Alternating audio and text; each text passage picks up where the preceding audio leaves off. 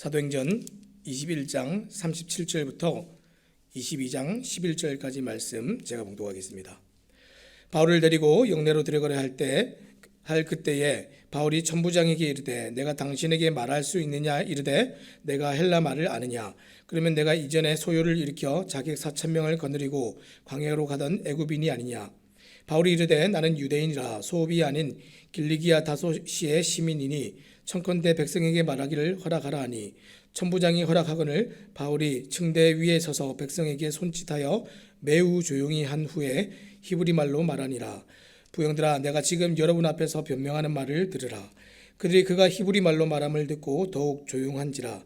이어 이르되 나는 유대인으로 길리기아 다소에서 났고 이 성에서 자라 가말리엘의 문화에서 우리 조상들의 율법에 엄한 교육을 받았고 오늘 너희 모든 사람처럼 하나님께 대하여 열심히 있는 자라. 내가 이 돌을 박해하여 사람을 죽이기까지 하고 남녀를 결박하여 옥에 넘겼노니 이에 대제사장과 모든 장로들이 내 증인이라. 또 내가 그들에게서 다메섹 형제들에게 가는 공문을 받아가지고 거기 있는 자들로 결박하여 예루살렘으로 끌어다가 형벌받게 하려고 가더니 가는 중에 다메섹에 가까이 갔을 때에 오정쯤 되어 호련히 하늘로부터 큰 빛이 나를 둘러 비치매 내가 땅에 엎드러져 들으니 소리 있어 이르되 사울아 사울아 내가 왜 나를 박해하느냐 하시거늘 내가 대답하되 주님 누구시니이까 하니 이르시되 나는 내가 박해하는 나사렛 예수라 하시더라. 나와 함께 있는 사람들이 빛은 보면서도 나에게 말씀하시는 이의 소리는 듣지 못하더라. 내가 이르되 주님 무엇을 하리이까? 주께서 이르시되 일어나 다메섹으로 들어가라. 내가 해야 할 모든 것을 거기서 누가 이르리라 하시거늘 나는 그 빛의 광채로 말미암아 볼 수 없게 되었으므로 나와 함께 있는 사람들의 손에 끌려 다메섹에 들어갔노라. 아멘.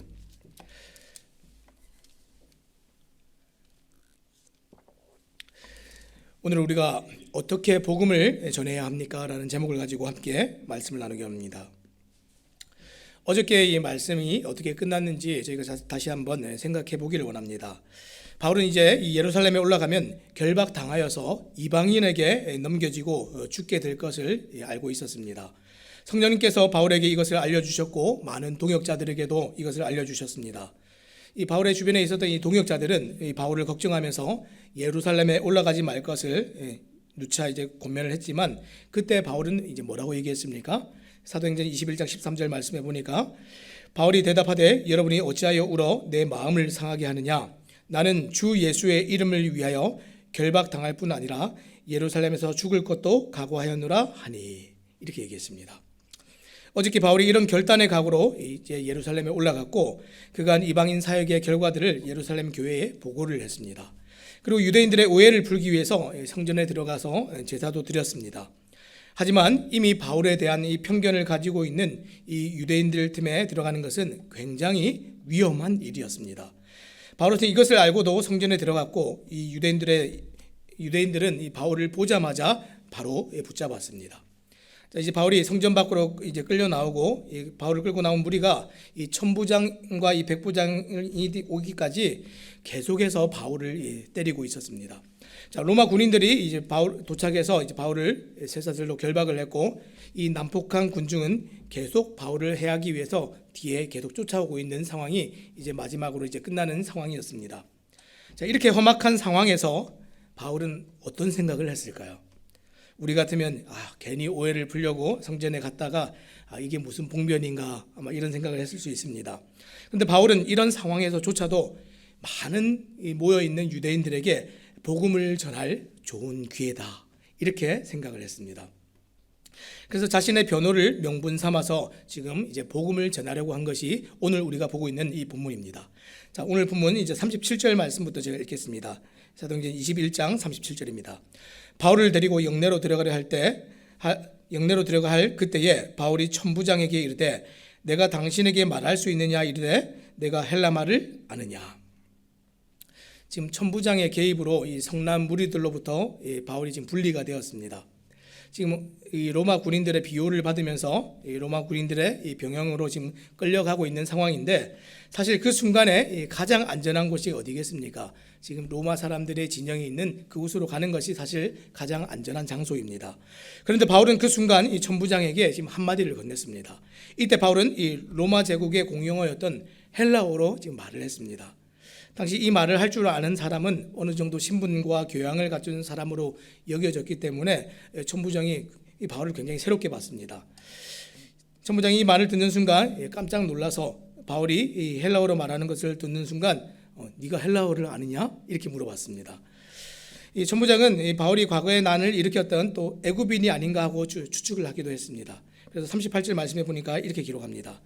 그러면 내가 이전에 소유를 일으켜 자객 4,000명을 거느리고 광야로 가던 애굽인이 아니냐. 지금도 지금 보니까 어떤 소유를 일으켜서 지금 바울이 잡히고 있는 상황 같으니까 한 사건을 지금 떠올렸습니다. 이 천부장이 말하는 이 소요는 이 유대인 역사가 요세푸스의 기록에 의하면 이 AD 54년경에 한 애굽인 거짓 선지자에 의해서 예루살렘에 반란 사건이 발생했던 것을 지금 말하고 있습니다. 이 사람은 스스로를 위대한 선지자로 자처한 이 애굽인이었는데 이 자신의 추종자 3만 명을 이끌고 이 예루살렘으로 들어왔습니다. 그래서 광야와 감난산 등에 이제 거하면서 예루살렘 성벽 파괴와 로마군의 멸망을 예언하면서 때가 되면 반란을 일으키기 위해서 지금 준비하고 있었던 사람이었습니다. 자, 오늘 본문에는 근데 3만 명이 아니라 4,000명이라고 이렇게 기록이 됐는데 이 4,000명은 그 가운데 자객으로 선별된 무리들을 지금 언급하고 있는 것 같습니다. 자, 그런데 이 음모가 이 로마 총독 벨릭스의 그 군대에 의해서 완전히 무산되고 자질되는 사건이 있었습니다. 천부장은 이 3년 전쯤 있었던 이 사건을 떠올리면서 바울이 그때 도망갔던 애굽인이 아니냐 지금 이렇게 물어보고 있는 겁니다. 그대로 바울을 연행할 수도 있었지만 이 천부장이 이 바울과 대화를 하면서 지금 이제 호기심이 생겼습니다. 도대체 이 사람이 누구지? 어떤 사람이지? 그 사람도 아니라면 이 사람은 도대체 누구인 거야? 그러면서 이제 바울이 자신이 누구인지 밝힐 수 있는 기회를 지금 이 천부장으로부터 얻게 됩니다. 자, 39절 말씀 제가 또 읽어보겠습니다.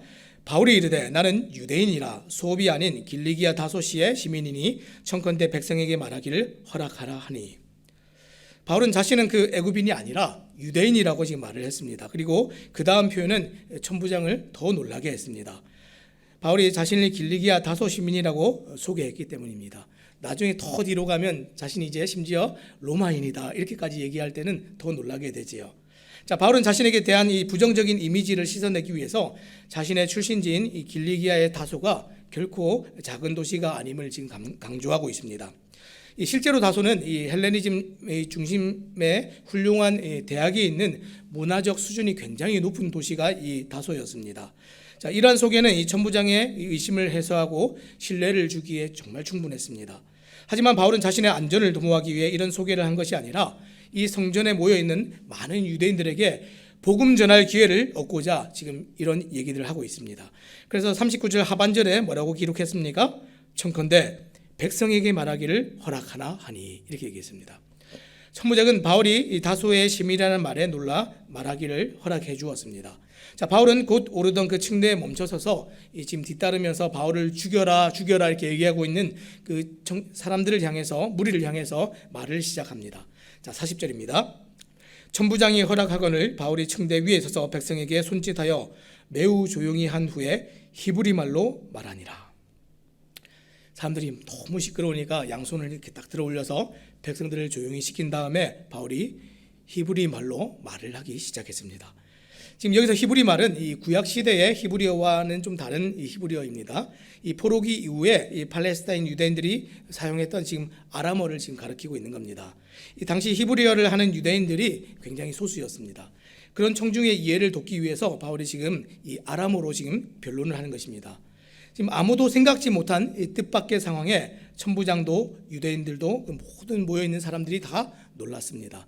지금 이 바울이 헬라어를 말할 거라고 생각하지 못했고 이 바울이 이런 아람어로 얘기할 거라고 아무도 생각하지 못했습니다.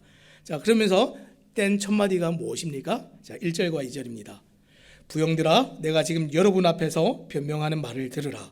그들이 그가 히브리 말로 말함을 듣고 더욱 조용히 한지라. 이어 이르되. 모두가 바울의 말에 조용히 집중하기 시작했습니다. 아마 눈앞에 유대인들은 바울이 배교자이면서 민족을 버린 아주 나쁜 사람이라고 생각하면서 지금 분노하고 있었습니다. 그런데 바울이 지금 아람어로 말을 하자 뜻밖의 이 감정이 다 이제 누그러드는 겁니다. 저 사람이 우리 동포인가? 이런 생각을 잠시나마 했겠지요. 사실 당시에 이 디아스포라 유대인들 중 대다수는 이 히브리어나 아람어를 잘 몰랐습니다. 외국에 나가 있는 이 유대인들은 그 나라의 말을 했기 때문에 이 바울이 다소 출신이다 이렇게 얘기했을 때 저 사람이 과연 우리의 언어를 할 수 있을까 이런 기대는 아무도 하지 않았습니다. 심지어 이 1세기에 가장 뛰어난 이 유대인 학자인 이 알렉산드리아의 이 필로조차도 이 모세 오경에 대해 방대한 이 주석을 남겼지만 이 히브리어로 쓰여진 오경을 해독하지를 못했습니다. 자, 그런데 바울은 예루살렘에 살고 있는 그들의 언어로 복음을 맡고 있던 담을 낮추고 경계를 다 무너뜨렸습니다. 결코 환경이 좋거나 좋은 기회가 있거나 사람들이 호의적이어서 지금 복음을 전할 수 있었던 것이 아니라는 겁니다. 바울은 복음을 전하는 일을 위해서 지금 아주 지혜로웠고 지금 기회를 스스로 지금 얻어내고 있습니다.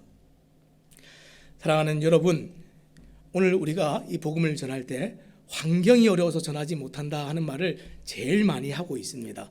오늘 이 시대가 너무 척박하고 각박합니다. 이런 말을 우리가 너무 많이 하고 있습니다. 하지만 세상이 교회를 환영했던 시대는 단 한 번도 없었습니다. 사랑하는 여러분, 오늘처럼 복음 전하기 어려운 시대가 없다고 우리가 그렇게 말하는데 정말로 그렇게 생각하십니까? 바울은 더욱 그랬습니다. 오늘처럼 사람들이 교회에 적대적인 적이 없었다 그렇게 생각하십니까? 바울이 살고 있었던 시대는 더욱 그랬습니다. 하지만 바울은 예루살렘에 가면 잡혀서 죽게 될 것을 알고도 올라갔습니다. 우리 앞에 위험이 놓여 있다고 피하는 것이 아니라 사명을 다하기까지 생명조차 조금 더 귀한 것으로 여기지 않고 그렇게 결단함으로 복음 전하기를 위해서 올라갔습니다.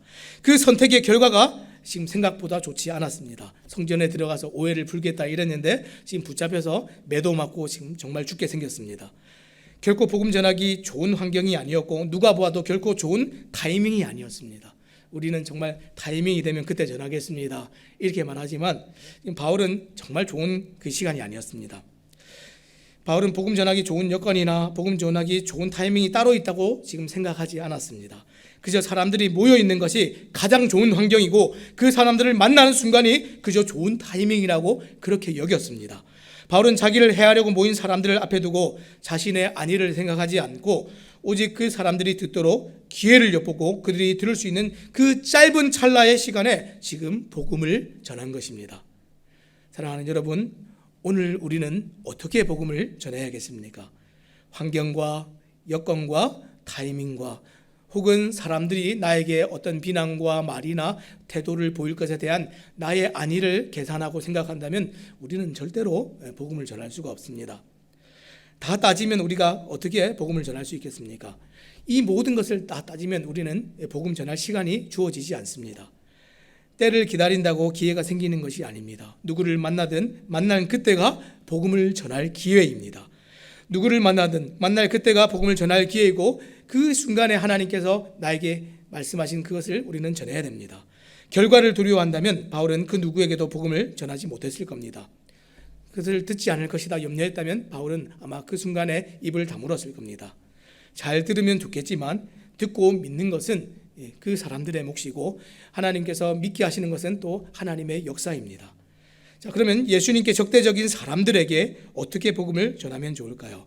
바울은 자신의 변화된 삶을 통해서 예수님을 전했습니다. 자, 오늘 말씀 이 사도행전 22장 3절 말씀을 제가 또 읽겠습니다. 나는 유대인으로 길리기아 다소에서 태어났고 이 성에서 자라 가말리엘의 문화에서 우리 조상들의 율법에 엄한 교육을 받았고 오늘 너희 모든 사람처럼 하나님께 대하여 열심히 있는지라. 바울은 이 복음을 전할 그 짧은 기회의 순간 예수님을 지금 직접적으로 말하지 않았습니다. 예수님 이렇게 얘기하면 정말 흥분하는 그 사람들 앞에서 예수님 이렇게 전한 것이 아닙니다. 굉장히 지혜롭게 지금 복음을 전하고 있습니다. 지금 만약에 예수님이 이렇게 얘기했다면 그 사람들은 또다시 흥분할 것이 뻔했기 때문에 바울은 지혜롭게 지금 복음을 전합니다. 바울은 자신의 삶에 일어난 가장 큰 변화를 통해 예수님을 지금 전하기 시작합니다. 이제 바울이 무슨 말을 할지 지금 이제 숨죽여 기다리는 그 유대인들 앞에서 바울은 천천히 자신에 대해서 지금 말하기 시작했습니다.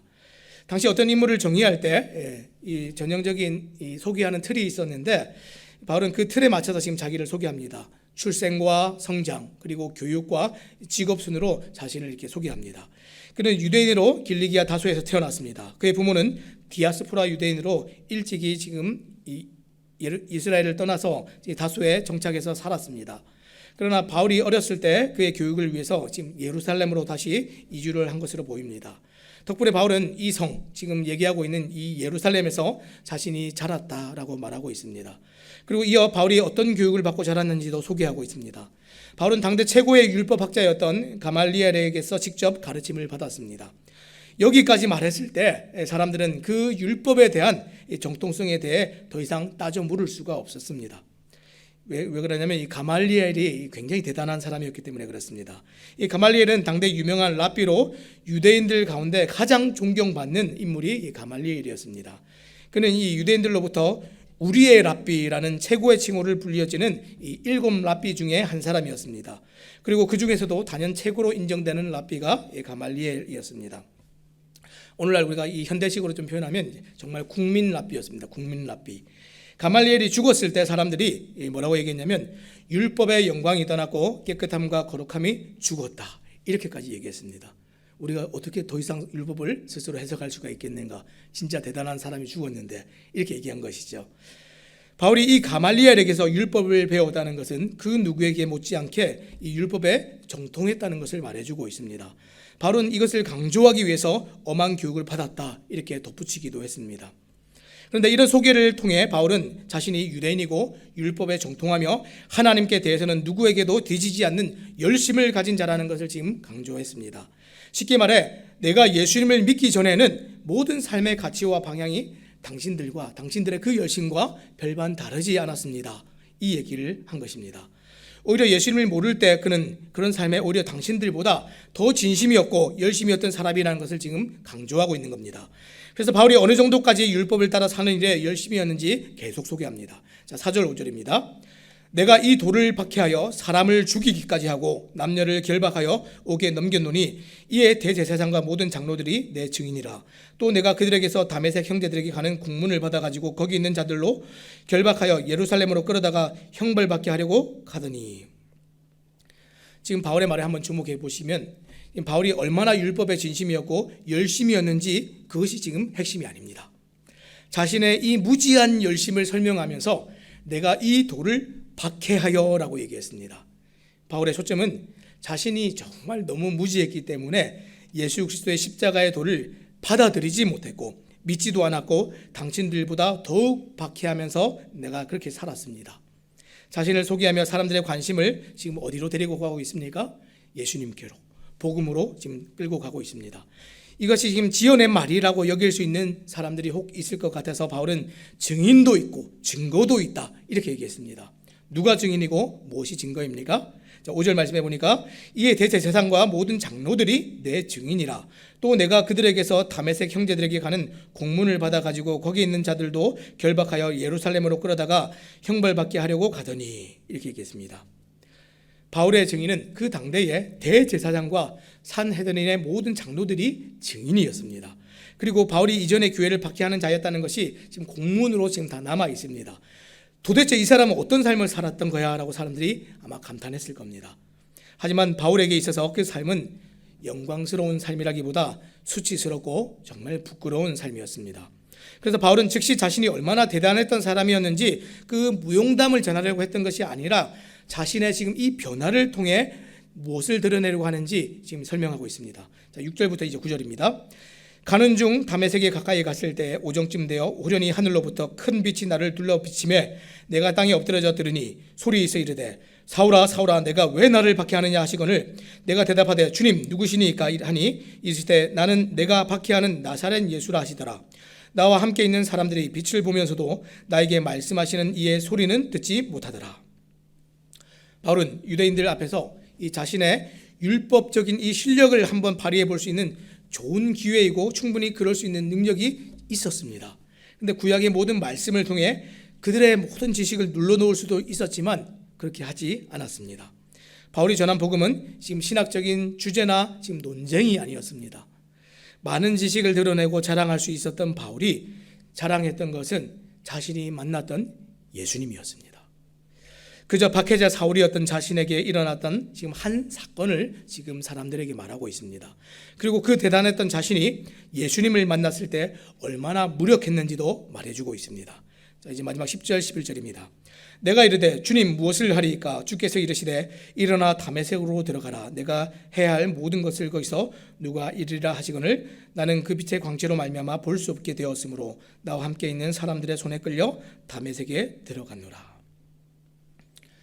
정말 대단했고 열심히 있었고 사람들을 이끌었고 때로는 사람들 끌고 다니고 몰고 다니던 바울의 삶이 이제 사람들의 손에 끌려가고 하나님께 붙들려지게 된 그 배경을 통해서 이 자신의 변화된 삶이 예수님의 복음이 아니고서는 설명되지 않는다는 것을 지금 사람들에게 말하고 있습니다. 사랑하는 여러분, 이것이 복음 전도입니다. 내가 만난 예수님을 소개하는 겁니다.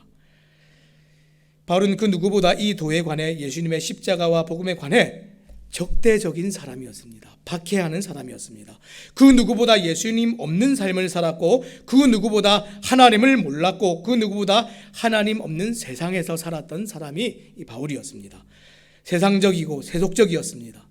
여러분, 이 세속적이다 얘기하면 우리가 그냥 방탕하게 살면 세속적인 것이 아니라 하나님 없이 살면 다 세상적이고 세속적인 겁니다. 그런 사람에게서 예수님께서 찾아오셨고 그런 사람을 하나님께서 만나주셨습니다. 삶이 완전히 바뀌게 되었고 바뀐 이 삶보다 예수님을 더 강력하게 증거하는 이 복음 전도가 없었습니다. 바울은 하나님을 위한 자신의 소명이 교회를 박해하는 것이라고 확신했기 때문에 그 일에 목숨을 걸었던 사람이었습니다. 그런데 그토록 저주하던 그 도에 자신이 정반대로 이제 그 십자가를 위해서 주님의 복음을 위해서 지금 목숨을 걸게 되었다 하는 이 변화보다 더 큰 변화가 어디 있겠습니까? 정말 대반전의 이야기입니다. 사랑하는 여러분, 우리의 간증은 이런 변화를 말하고 전하는 것입니다. 우리의 복음 전도는 예수님을 통해 일어난 우리의 이 변화를 사람들에게 말하는 것이 우리의 전도입니다. 정말 어려운 신학적인 주제나 논리적으로 잘 정리되어진 어떤 설교를 하듯이 그렇게 전하는 것이 전도라면 누가 그것을 할 수 있겠습니까? 내가 만난 예수님, 그분을 전하는 것이 이 복음 전도입니다. 많은 유대인들에게 가장 좋은 복음 전도가 율법에 통달한 지식이었다면 바울은 그것을 아마 전했을 겁니다. 충분히 그럴 수 있는 능력이 있는 사람이었습니다. 하지만 복음과 예수님을 변론할 수 있는 그 짧은 찰나의 순간에 그가 할 수 있는 가장 중요한 말은 무엇이었습니까? 예수님께서 나를 만나주셨고 나는 그 예수님으로 말미암아서 변화된 사람입니다. 바울은 그저 이것을 전했습니다. 그것은 내가 만난 예수님에 관한 이야기였습니다. 예수님을 나의 주님으로 만난 경험이 없다면 아무 말도 할 수 없겠지만 진정 예수님을 만난 사람들은 누구나 예수님을 전할 수 있고 예수님께서 내 삶을 어떻게 바꾸어 주셨는지 사람들에게 말할 수가 있습니다. 이것이 오늘날 사람들에게 우리가 전해야 될 복음이고 이것이 복음을 전하는 방법입니다. 자, 이제 말씀을 맺겠습니다. 오늘 우리가 환경의 어려움, 복음 전할 기회와 타이밍이 없어서 사람들이 적대적이어서 저는 복음을 전할 수 없습니다. 혹 이렇게 얘기하는 분이 계십니까? 결코 그렇지 않습니다. 복음은 사람들이 우리 앞에 있으면 그 사람들을 만날 수 있으면 언제든지 전할 수 있는 것이 복음입니다. 복음 전하는 것은 정말 어려운 것이다. 혹 이렇게 여기는 분이 계십니까? 우리가 정말 성경의 지식이 가득하고 신학적인 정말 지식이 많아야 전할 수 있는 것이 복음이 아닙니다. 그저 내가 만난 예수님, 내가 만난 예수님으로 인해 내가 어떻게 변화되었는지를 말할 수 있다면 우리는 누구나 다 예수님을 전할 수가 있습니다. 그 결과는 하나님께 맡기시기 바랍니다. 우리에게 하나님께서 그 결과까지 물으시겠다 말하지 않으셨습니다.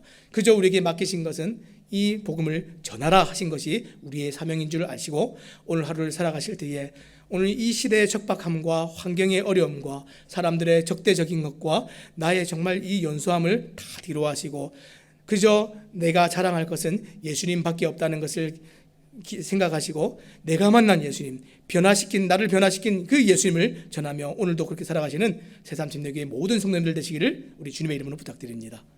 기도하겠습니다.